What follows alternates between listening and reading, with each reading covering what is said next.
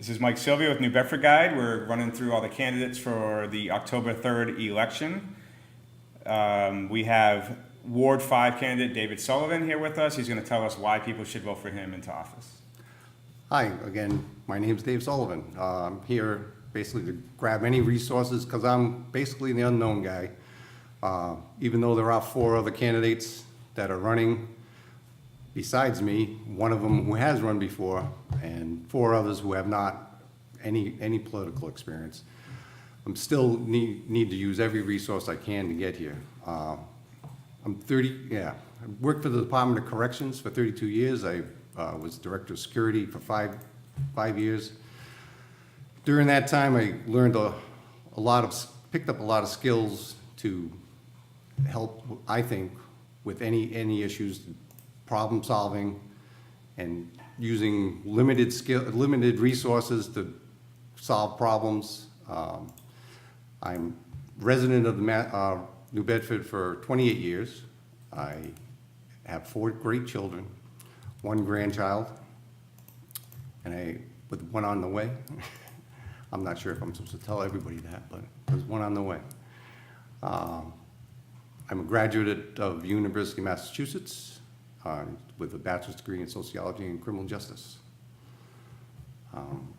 Again, I decided to run. I've always felt the need to run for office, and way back when, but raising 4 kids and going to work full time, it's not always a perfect opportunity.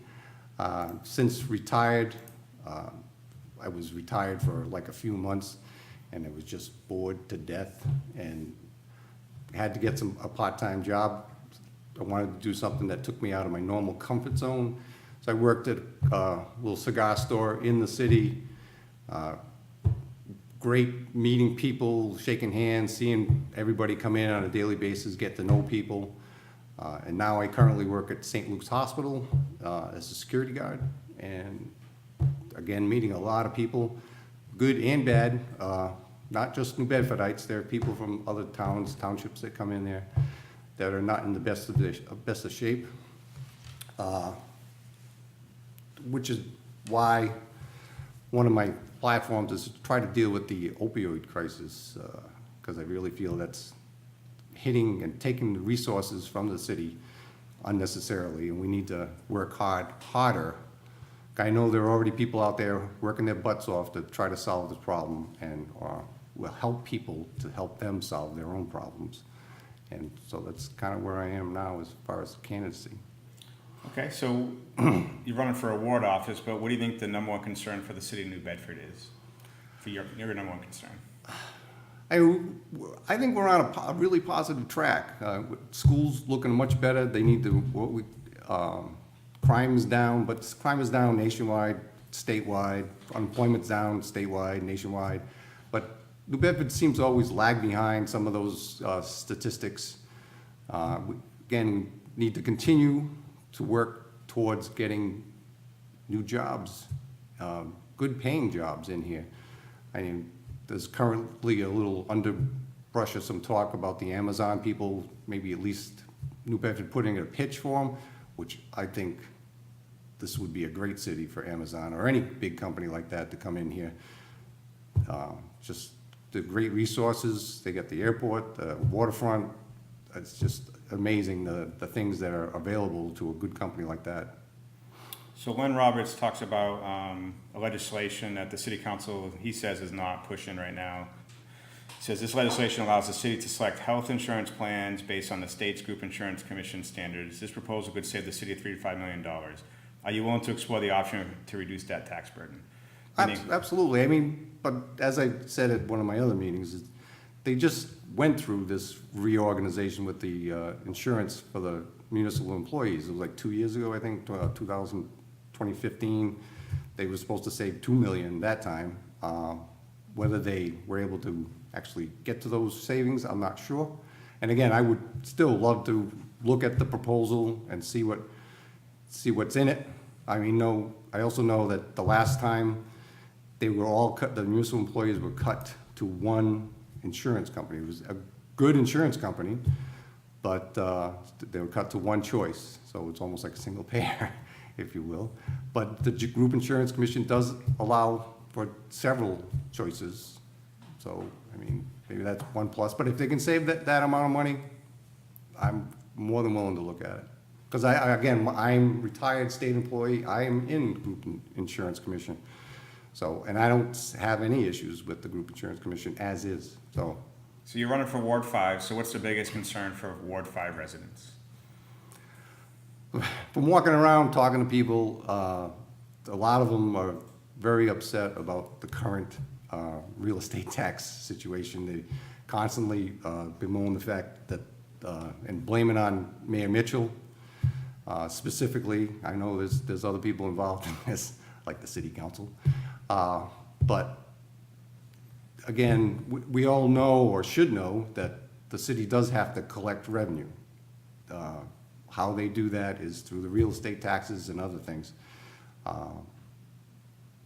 That seems to be their biggest complaint that I've seen, that the most consistent, I would guess. There are others that range from, they had issues with dog parks and city sidewalks. But I mean, city sidewalks, that's a day-to-day need, and so that's pretty much where I see the issues right now. Okay, so one of the big things city councilors do is they put motions forward. Do you have any in mind, something legislation you might write for the city? Or I really don't have anything in mind right now. Okay. Sometimes the mayor and the city council kind of don't have a great relationship, like for budgets and such. Mm-hmm. What do you see the role of a city councilor compared to the mayor? Well, I think it's to check the mayor on anything, but also to work together with the mayor. We need to be a more of a team effort, if you will, not an adversarial relationship. I don't think that's healthy for the city. But again, if we're pointing in different directions, we need to at least come to some resolution about where we're heading. I know the mayor's got a few different things. The whole thing with the golf course, for instance, I mean, the impression that I got through what I've read was that he kind of just dumped it on the city council and without much really involvement from the city council. I mean, it's not going to kill him to be a little more transparent with proposals if he has what are considered decent proposals. So that's all I can say about it. So Craig asked, what's your current position on the blackout of firefighters? You know, the blackout one That station. is definitely, yeah, absolutely.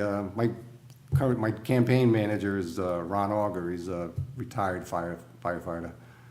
He's tried to brief me in, and it's just not safe. It's not a safe situation for any ladder. Ladders are having issues getting from one end of the city to the other. Time is of the essence. Fires expand at in numerous amounts of time in space, and so it's very dangerous for the residents of the city to have fire stations that are blacked out. And I Okay. would like to see something. We need to get something done as far as getting the money to get that done. So mayor claims he saved a lot of money doing those blackouts, but still, it's not safe. So, and on a positive note, what's the best thing about the city of New Bedford? The people, I would really think the diversity and the great, again, I'm walking around seeing people day to day. They were very positive, they're very positive people. I mean, I know I heard, what is it, a couple months or so ago, the selectman in Dartmouth says he's afraid to walk in any part of New Bedford. That's just crazy silliness. And I invite him to come and walk with me anywhere in the city, and we'll see what he's afraid of. Okay, so this was David Sullivan, your Ward 5 candidate. Next up at 5:45, we're going to talk to Randy Santos for Ward 1. Thank you. Thank you.